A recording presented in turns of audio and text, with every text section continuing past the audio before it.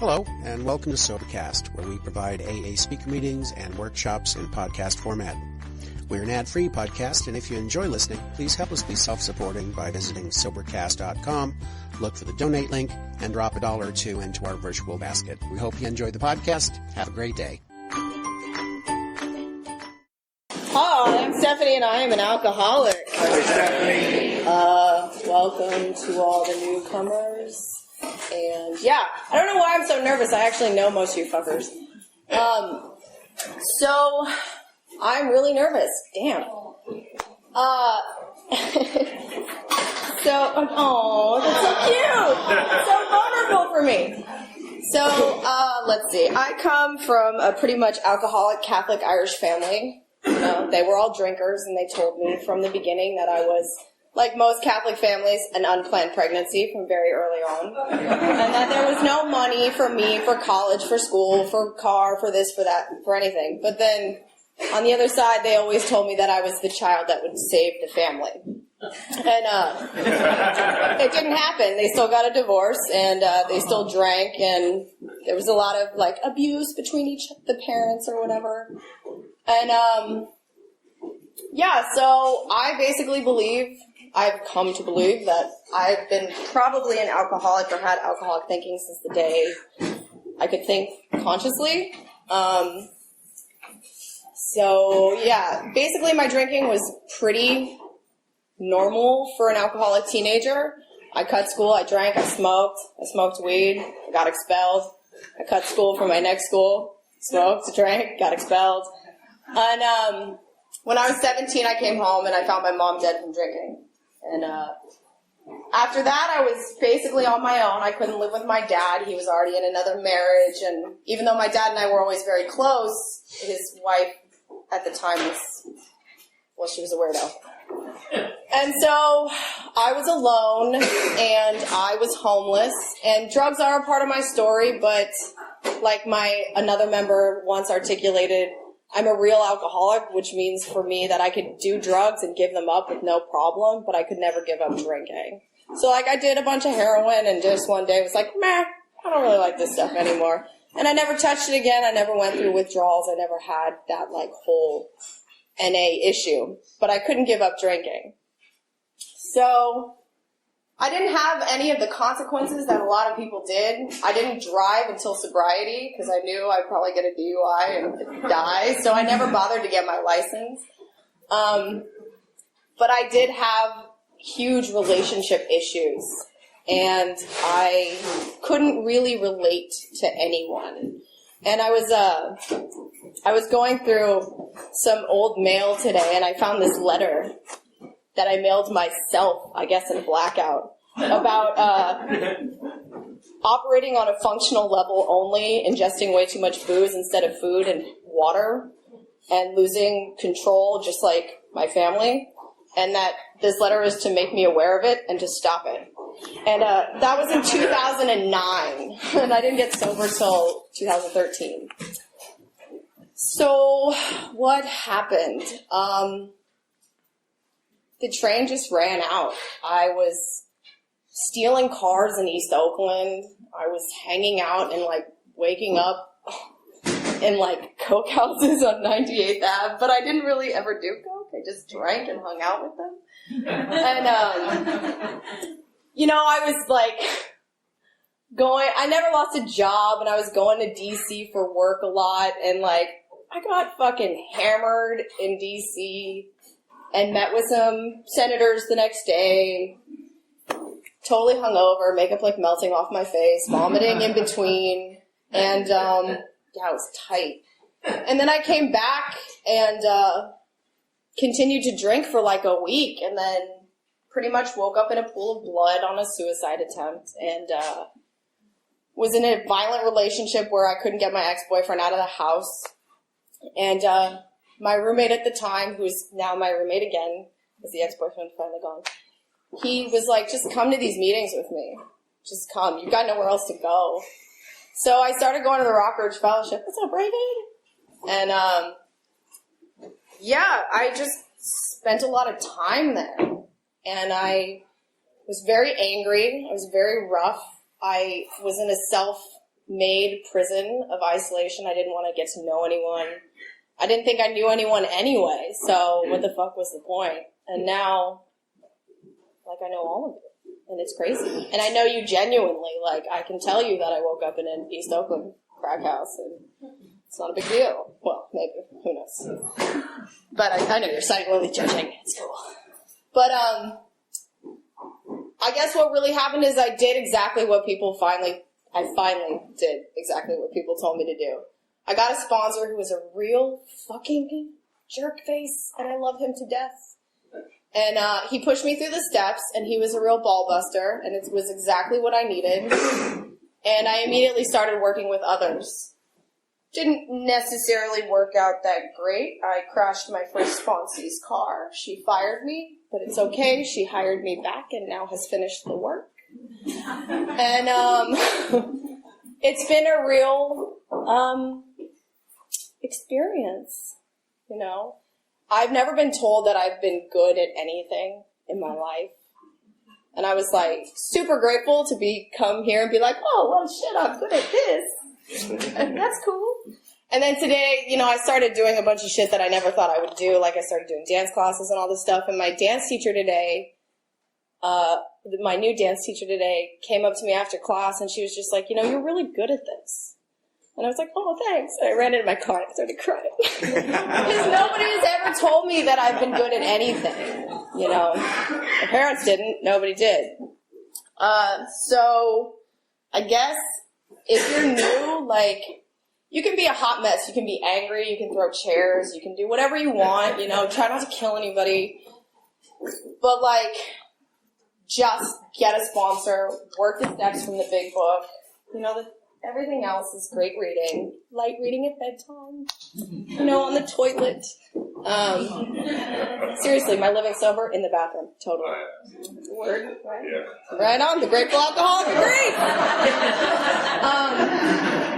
But yeah, get a sponsor, work the steps out of the big book, and immediately start helping others, because the real crux for this program for me is being of service. I go back and forth. I don't know if I'm a good sponsor or not. I don't really care. And there was a point in the beginning of sobriety where I could not be bothered with any sort of service commitment. Making coffee was not going to keep me sober. Talking at meetings was not going to keep me sober. Now I cannot, like, live without being of service. Because I'm crazy still. But it's nice to be sober and crazy versus drunk and crazy. I think that's all I got.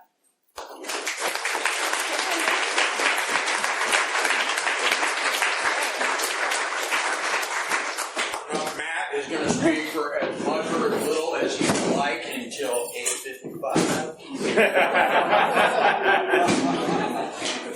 My name is Matt. I'm an alcoholic. Yeah, well, they say in this program sometimes quickly, sometimes slowly. And I think Stephanie is a good example of the quickly. And I might be an example of more of the slow variety. It's taken me a long time to get where I am right now.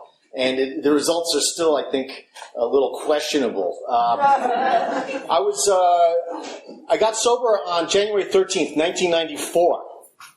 Which means I have 21 years in a couple of days. And I got sober when I was a young person. I was 28 years old. And I also, the first meeting I went to in Alcoholics Anonymous, I haven't had a drink since then. And I only mention that not because I want to, shame anybody who's relapsed, but just to kind of offer a data point that if you're in a room of Alcoholics Anonymous and you've made it here, relapse is not inevitable. Relapse is not mandatory. You can stay here for as long as you want. We'll still keep brewing the coffee and having you come in. I think the reason I say that it's sometimes slow is because I'm not the best. I'm not the most sober person all the time, and I think the best example of that was today. I went to San Francisco. I'm in this acting class for fun. And I met with my scene partner, and he wasn't doing exactly the things that I thought he ought to be doing. Very specifically, we were going over our lines, and he had to say, yes, I wasn't, and then the second time he says, yes, I forget, I can't even remember now, but it was, weren't I? There were two tenses that were involved, and he kept saying, no, I wasn't. He said it twice, the same exact way. You're supposed to say it one way and then the other way. There's the wrong way and the way I pointed it out to him, of course, which is what I like to do, and he said, no, I said it the right way. I said, wasn't one way. No, actually he said, no, it wasn't twice. And so I just sat there and I didn't have the script in front of me, so I was just, okay, he's now, he's in some other world. And so I was trying to maintain my, my cool and everything. And this guy, I found out a little while ago, has 36 years of sobriety. It was so weird. We were rehearsing together like a week ago, and he said one of our bullshit sayings, and he goes, like we say in AA. I'm like, fuck, another one of these guys. And so I said, well, I'm sober too. And then, we kind of compared times and quick stories and stuff like that. And so it always happens like I'm a jackass to people in the program or strangers in the program more than the general public. And it's also worse. What's also worse is when you make amends to someone in the program, they usually say, "Yeah, you suck." And regular people are kind of cool. They're just like, "Oh, that's great. Thank you. Sounds like you're having a bad day." But we're like assholes. We're like, "Yeah, and I'll tell you a little bit more about what you did wrong." So I haven't had him call back yet because, long story short, we sat in this rehearsal for a while, and he did something else that wasn't completely right. And so I started to get really shitty, and I was a real asshole. And at one point, I just sat down and started saying my lines with my arms crossed, right? Like a 5-year-old child. And he said, "Matthew, is there something wrong?" And I'm like, "Yeah, there's something wrong." And I kind of, let him know the verb tense problem and some other things. And he wasn't digging too much my state of being, so he said, "Well, maybe we should stop rehearsing and, get together on Monday." And I said, "Yeah, that's a good idea," and start indignantly stuffing shit into my backpack. And so anyway, I called him. I sat there, and he left the room, and I thought for a second. I said, "Oh, fuck. God damn it." And, which is what we do when we fuck up, right? Because then you have to make an amends. And so I was like, So I called him, and I got his voicemail, and I did the deal. I did the deal, but he didn't call back. He's letting me suffer, and and I'm going to see him on Monday. He probably won't even talk to me till Monday because I was a shit, And but you know what? I did the best that I could today. Well, I didn't do so great today, and then I did the best that I could to clean it up. And I have to leave the results up to God. I'm a contrarian a little bit by nature, and you know what I love so much, especially in the East Bay, is because we're not allowed to say the Lord's Prayer and stuff, and I don't even give a shit about the Lord's Prayer, to be honest, right? But since we don't say it, or it's like really bad to say it, like when it's my turn to like choose it, I'm like, I'm going to do the Lord's Prayer. This lady from Washington D.C. She was, she was a visitor from AA, and she once said she liked the Lord's Prayer because it's long, and that when you're standing together, and there's this kind of like rhythm that you get going, and she liked it, and she explained this to me, and I said, yeah, that sounds like a good thing. So anyway, we won't do the Lord's Prayer tonight, but one of the things I do is talk about God, because sometimes here in the East Bay, we don't like to talk about God for a variety of reasons, but or God of your understanding, higher power, all that shit. But Norman will make sure I tell the story where I have incontrovertible proof that God exists. And it starts with I'll tell it later because that's like the punchline of all this. Well, I got to tell you my drunkalogue, and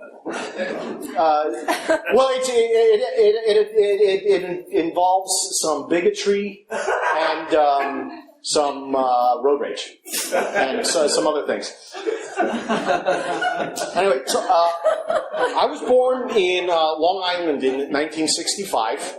My parents were pretty normal. My dad was a scientist. He was a physicist. He's really smart. He worked a lot. He was always at the lab. And my mom was a homemaker. And, this was, 60s, early 70s. And, I had a pretty normal life, Little League. It was suburbia. Everything was okay.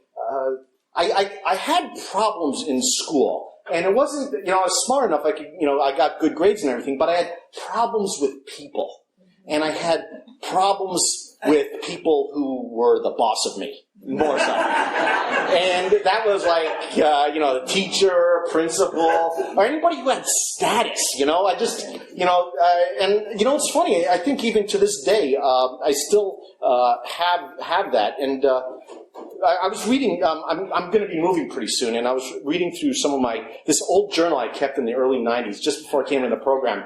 And at first, it's been so long since I've had a drink, I didn't think it was so bad, because I don't have, no crack houses or anything like that. I just, a kind of a boring drinking existence. But when I was reading this journal, it was really kind of pathetic and deep, and a lot of it. And I was surprised because it's been so long.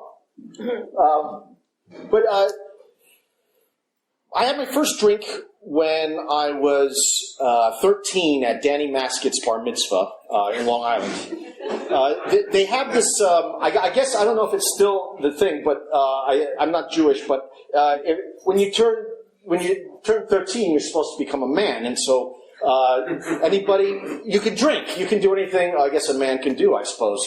I guess that was the thing back in the 60s or 70s, but I don't know if that's the case anymore. But so I was sitting around the table with all my friends, and one of the guys at the table said, "Hey, if you go over there, they will give you a drink of alcohol." And so, I was like, yeah, it sounds like a great idea. So I went over, and there was this tall guy, adult, and he ordered a rum and Coke. And so I said, my little squeaky 13-year-old, I said, "I'll take a rum and Coke," which is kind of sweet, right? So I drank it, and I didn't feel much of an effect, but I got up and I had 3 more. So I had 4 rum and Cokes. I was a little guy, too. I didn't pass out. I didn't throw up. I don't think I did anything, totally weird. But I remember kind of just browning out a little bit and standing in the rec room of this Jewish community center, and everything was just kind of, when you stand up really fast and you get a head rush. Then nowadays, that's what I call my free lapses, And so I just felt like everything was kind of purple and felt really good. I mean, I need to tell you guys this. It was a wonderful experience. And I remember I came to lying on my back in my front lawn, staring at the blue sky and saying, "Wow, that was great. I want to do that again as much as possible and as often as possible." And I think what distinguishes me from a normal drinker as opposed to an alcoholic is that my next drink I planned out. And I knew instantly that I couldn't have just one drink. I needed to have a certain amount. So I stole a beer from my mom's fridge and put it upstairs in my closet, and then waited a day or so. Nobody said anything. And then I stole another beer, and I kept doing that every couple of days till I had a little stash of warm beer. And then I drank it all at once and got the effect that I wanted. That's my second drunk. When I first came into AA, I remember so I always wanted to be like one of the speakers who was like really cool. And this one cool speaker once said, "Yeah, I don't share the message or the message. I share the message, and the implication is that you don't spend too much time on a drunk log." Even Dan's got a little sheet getting ready to tell me. So for a while there, whenever I tell my story, I'd be like, "Okay, I want to be like one of the cool AA guys," and I'd say, "I'm like, yeah, I'm not going to share the mess. I'm going to tell you the message." And so I'd gloss over the drinking and go right into the, what happened and what it's like now. And But then I kind of got a different idea, thinking that if somebody's new, one of the things that's most important is identification. If somebody starts talking about how their behavior is, the craving that we get for alcohol and the obsession of the mind that we get, and when we explain that in ways that only we can say and understand, that person can sit there and be like, oh yeah, that's just like me. And then when you get to the, what happened and what it's like now, it kind of, it's an easier sell, so to speak. So, but I don't feel like telling a drunk a lot. So I drank a lot. I started smoking pot. I really liked pot. And then the family moved to Arizona in 1980.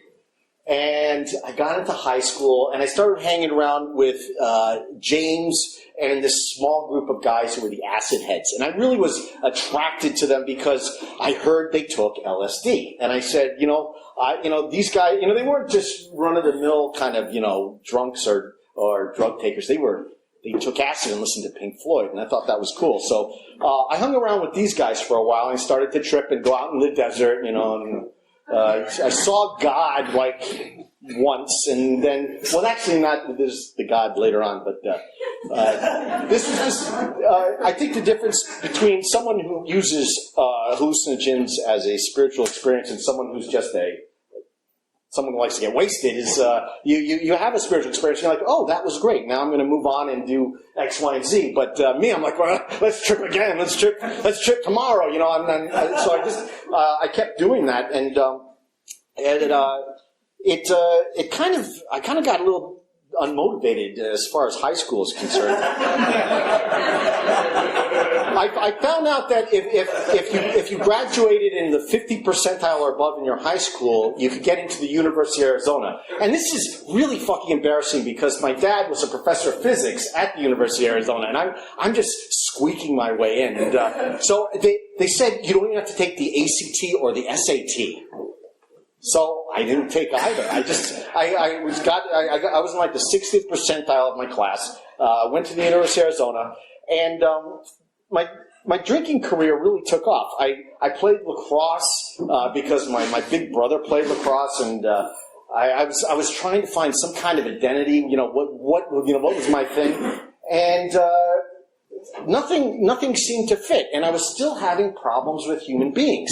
I would always kind of like, hey, this guy's an asshole, or this professor's a jerk, and I would say I've got like the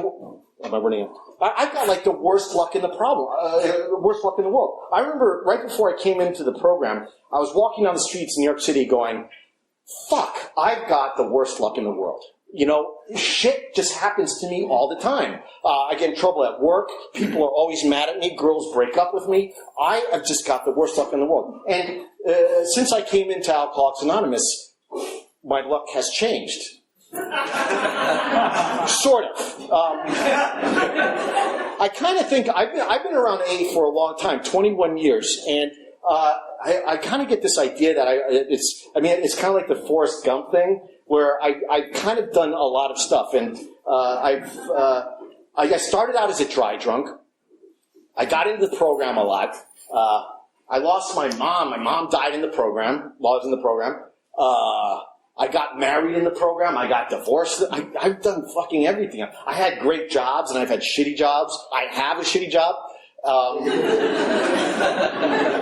But I still keep coming back, So high school, college.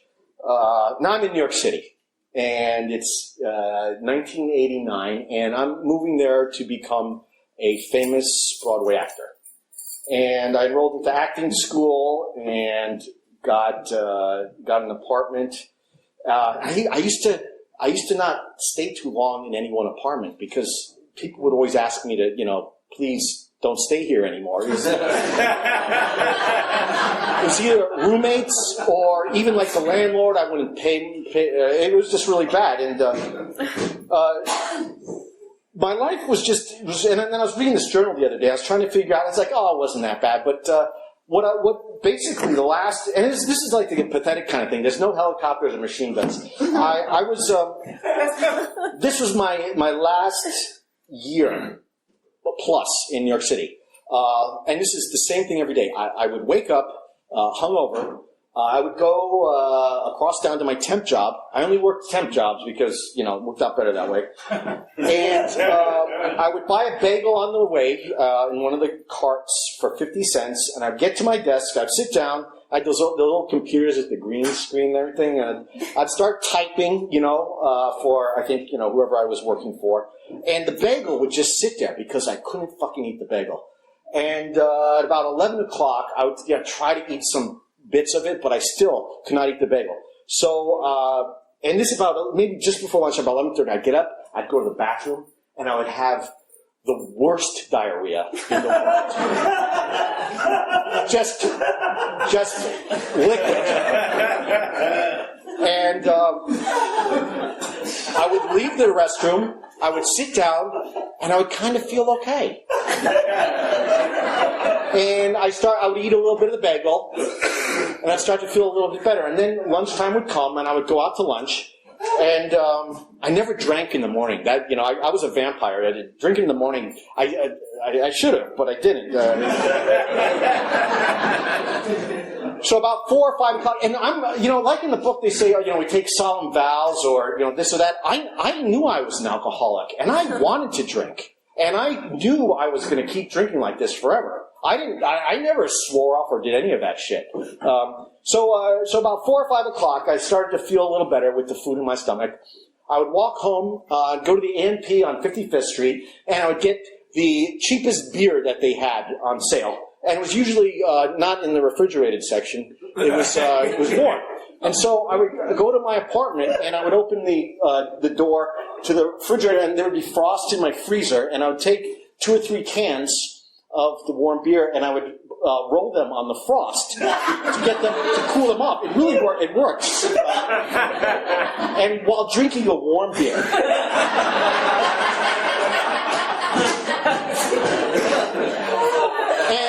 And then I would. I'd always stop off at a place and get like some either Chinese food or some Italian food, and I would slam the door, start drinking my beer, start eating my takeout food, and watch the TV. And smoke, then I'd smoke a couple of bong hits. And I would always fuck up because I thought that I had enough. I had a 12-pack of beer. And I'm so stupid because I would do this every single night. I'd come home with the 12-pack like, this is going to be enough for tonight. And I'd do my thing, and about 10 o'clock or 11 o'clock at night, it's all gone. And now pot started to make me high, but also super paranoid. And I'm like, fuck, I got to go out, and I got to get some more alcohol because I haven't reached my place. And so I would go out to the local bodega and get a couple 40 ounces of malt liquor. And I would drink that, and I used to call it my knockout punch. I used to get St. Ives or Colt 45 or Old English. Those are my 3 favorite. They make your teeth numb, your front teeth numb. And so then I would fall asleep, pass out, and I would wake up the next morning, the exact same thing. Do the whole story with the bagel, the diarrhea, straight.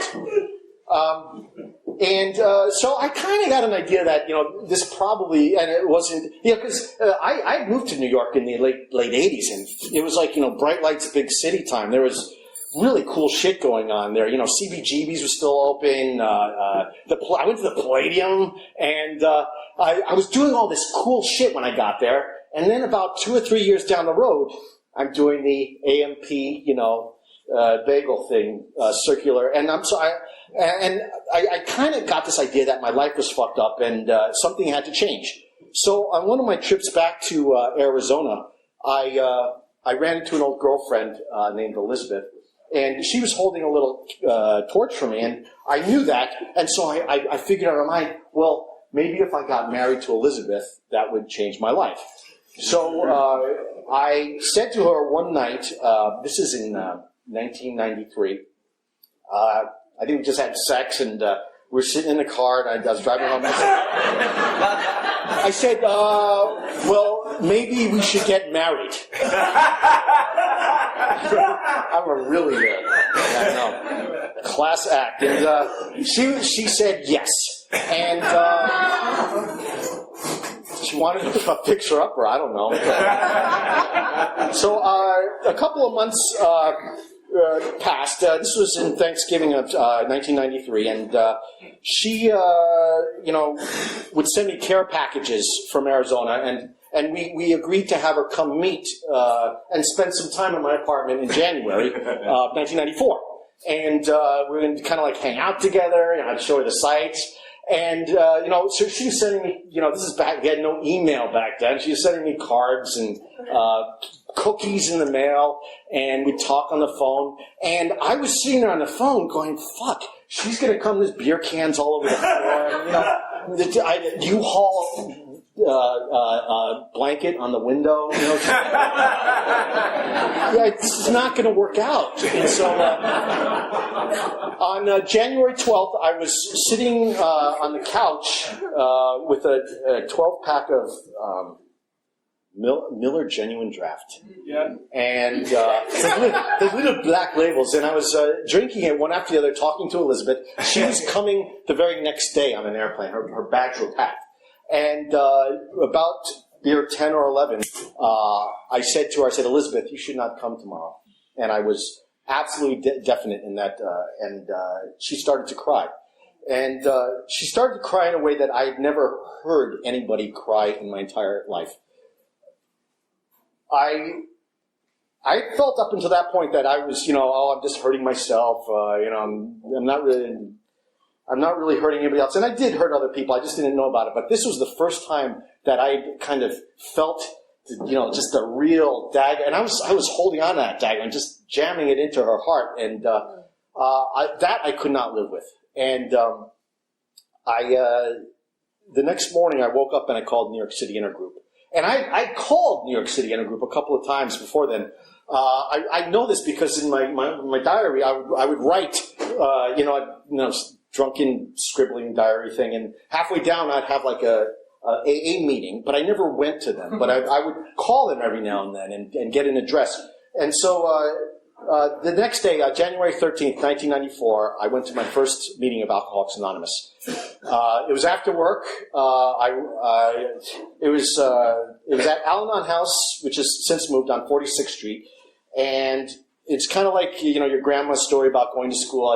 I'd walk through the slush. It was cold, up 2 flights of stairs and into this really shitty room. It was, there was yellow, and every other chair had an ashtray. And there's a weathered picture of Bill on the wall. And everybody was there.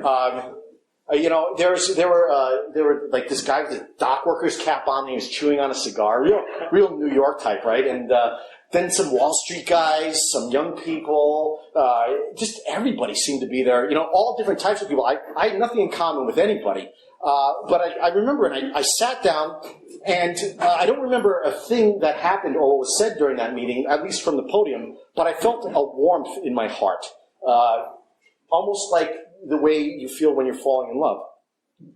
And I felt as if I had, that game when you're playing tag, when you touch base, I felt like I had finally touched base and I was where I was supposed to be, and that everything was going to be okay. And that was my first experience with God. But I didn't know it at the time. This is going to be a God story. I got to know. This is a long story, by the way.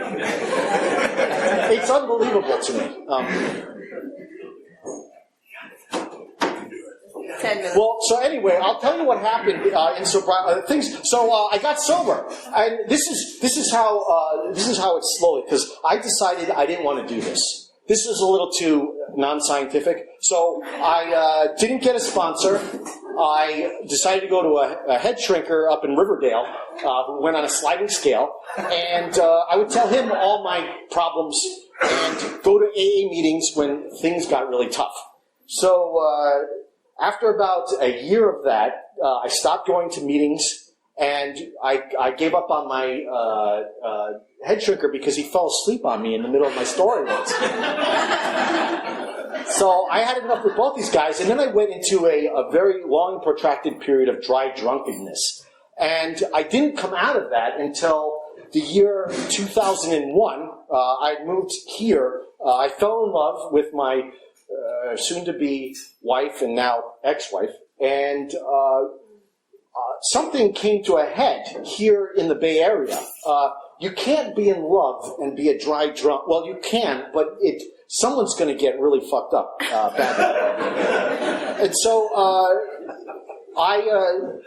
a very emotional bottom, I went to a meeting of Alcoholics Anonymous in San Francisco at Old St. Mary's. And I hadn't been to a meeting in 8 months. And when they asked if anybody was from out of town, blah, blah, I raised my hand and I said, I've been around for a while, but I need help, that kind of.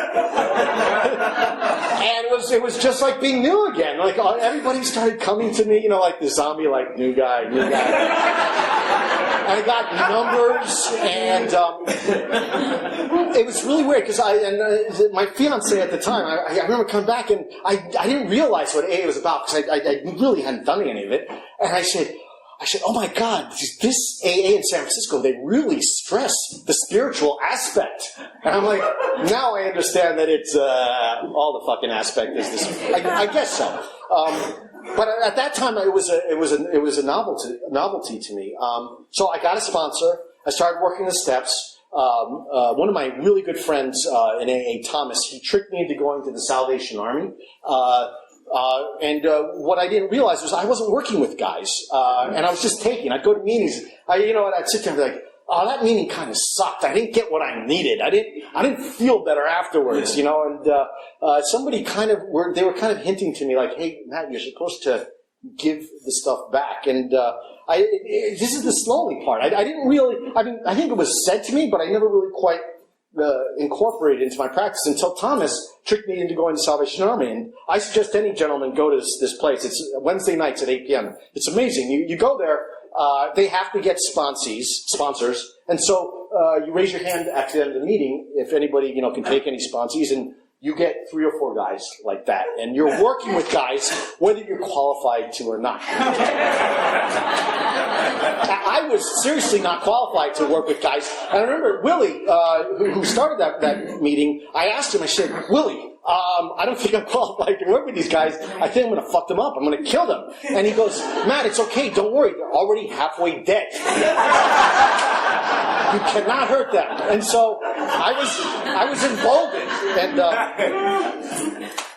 But in doing so, like Stephanie said earlier, I just worked with them to the best of my ability and told them my story and tried to help them out in the best way I could and tried to follow as much as I could what's going on in the book. I better wrap this up. All right, we got to go to God. All right, ready for God? Ready for fast pitch? Okay, so it's not a pitch. This is about 6 years ago. I'd just gone to Sears Point. I did amateur motorcycle racing for a while, and I crashed my bike and I hit my head, and I was really pissed off. Well, helmet on and everything, but I was driving down Highway 13, really fucking pissed, and a silver Mercedes SUV cut in front of me, or I don't know, they did something not right.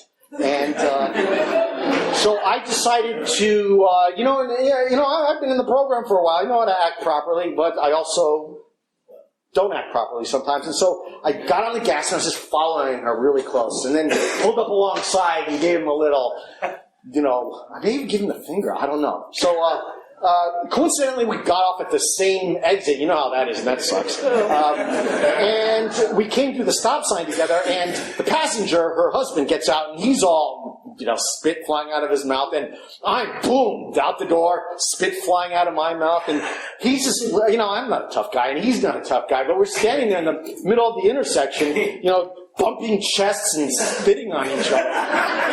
And I'm saying the most awful things that I could think of. I have this like heat-seeking missile of, I know what's going to bother you, and I'm just going to fucking say it right in the forehead and get you. And so I was throwing out all my good shit, and I was even throwing some stuff at her, calling her an ugly cunt and stuff like this. I mean, I was just whoa.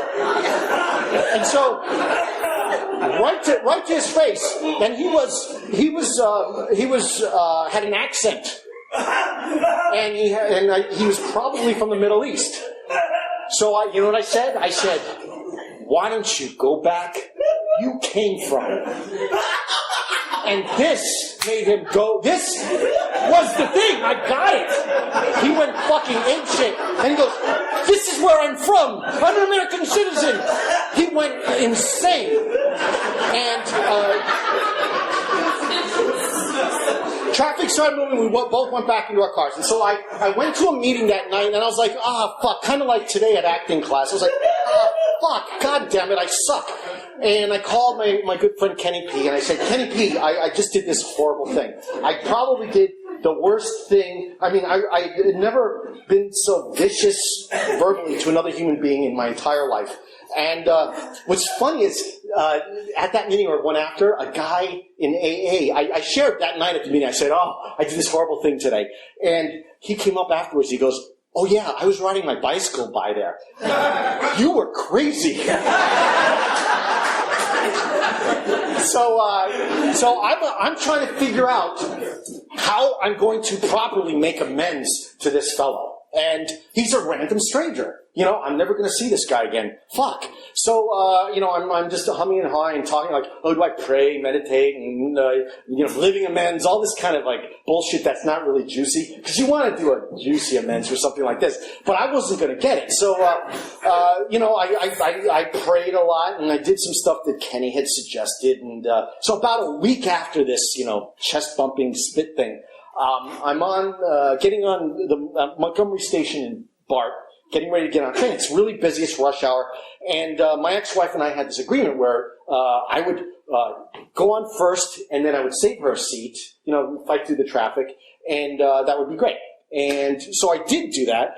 And this is where Norman points out that I was actually, I doubled down on my racism and bigotry. But at the time, I did not know it, or for the longest time, I didn't know that. So I sat down in my chair, as per plan, and this older black lady started walking towards the empty seat. And so I went like this.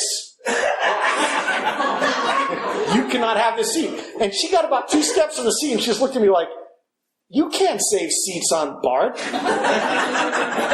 To which, and now I'm praying for a week to not be an asshole again, right? I'm praying like the knees out of my pants. And so this is my first opportunity to not be an asshole. And so instead I look at her and I say, "Hey lady, there are plenty of seats back there." And I didn't realize, and emphasis on the back, because she's of a certain era in this country where sitting in the back is... I'm an idiot, okay? So I didn't realize this. I just wanted her not to sit in my fucking seat. So my ex-wife sits down, who was my wife at the time, and we start going in the tunnel, and now I'm beside myself. I'm like, God damn it. Sorry, God. I've been praying all week long not to be an asshole. Then my first opportunity comes up to not be an asshole. I blow it. I just was a jerk to that lady. And so I said to my wife, I said, I got to go make amends to her. And she goes, "Oh, you don't have to make amends to her. She got a good seat. It's fine." And I said, No. It's the rules. I got to go. So I stood up. I went over to her, and I made a kind of a shitty amends. But I just kind of said, like, "Hey, it was wrong of me to save a seat in BART. You were right. If I've offended you, I apologize, and I hope you have a great weekend." I did my best. It was one of those events. And she looked at me like, people not in the program, they're just like, "What the hell?" And, but in a pleasant, kind of a what the hell pleasant kind of way. And so I went back and sat down. And the important part of the story is that while we were on the platform getting ready to get on BART, we had decided to go eat at Barney's. I was dying to have a teriyaki burger and a large basket of deep-fried vegetables. And you know when you're on a jag for something, you just got to have it. And so I go back and I sit down next to my wife, and I'm sitting there, and we're in the tunnel now, coming out, and we're getting off at Rockridge Station. And about, 5 minutes from Rockridge Station, 2 minutes from Rockridge Station, I said, I don't want hamburgers anymore. I want to go to House of Curry's on College. I want Indian food tonight. And my wife, who usually doesn't change her plans, ever, she said, okay, let's get Indian food. So we drove over to House of Curry's on College, and we had a delicious Indian meal. And I went up to pay. You pay at the counter, and I'm filling out my check, and I look to my right, and there's this guy standing here. He's about yay high, curly hair. He's the same fucking guy the week before that I had been chest to chest spitting on in the middle of the intersection. But I wasn't sure, because when you're not mad, you look different. So I looked at it, I said, no, that can't be that guy. And I finished my thing, I looked up again, he was gone. And I went outside, and my ex-wife was smoking cigarettes, smoking. No resentments. And I got out there, and I said, did you see a guy about yay high, curly hair, and with his Asian wife? And she's like, no, I didn't see anybody like that. And I'm like, fuck. And then I was pissed again, because, God was, doing this thing, and he takes it away. So I said, shit. So I go to our car, which is parked at the post office across the street. We get in it. We pull out onto College, getting ready to get onto Tunnel Road. And as we're approaching the intersection, out comes this fucking silver Mercedes SUV and cuts me off. And I said, that's the fucking car. The guy, and my wife knew what I'd done, and she goes, oh, a car just like it. And I go, no, that's the guy. And she was driving, and he was in the passenger seat, and so I knew now I was, so I followed them up Tunnel Road. She was driving really fast, and so I was, going as fast as I can, and my ex-wife was getting really nervous. And she's like, take it easy, man. I said, no, it's okay. I'm on a mission from God. Which I was. So I followed them all the way to the Albertsons, which is now Lucky, and they parked their car, and they stayed in their chairs. They were talking to each other in the parking lot, and I parked on the street. I got out and started walking towards their SUV, and I realized as I was getting closer, they might not be too happy to see me. They might still be pissed, because I left on a really bad note. So as I was walking towards them, I did this. I went, peace sign. And then I did a prayer sign. I don't pray like that. I did prayer, peace. And I'm walking towards the car, and the guy's looking at me like, who's this crazy guy? And as I got closer and closer, the recognition dawned on them that I was that fucking guy. And when I reached his door, I just said, look, my father's an immigrant. I can't believe I said such awful things. I'd never in a million years. And I was just like spilling out, just platitudes and love. And he was saying, like, I'm so sorry. I treated you so poorly. I love you. You're my brother. And we're just, we're like crying and hugging through the window. But I don't think that's the God part. And just just to be clear, the God part is my appetite. I wanted Barney's, and it became Indian food. And if that hadn't happened, and I had no conscious control over that whatsoever. And since then, I'm absolutely sure that God exists, or higher power for me. Thank you.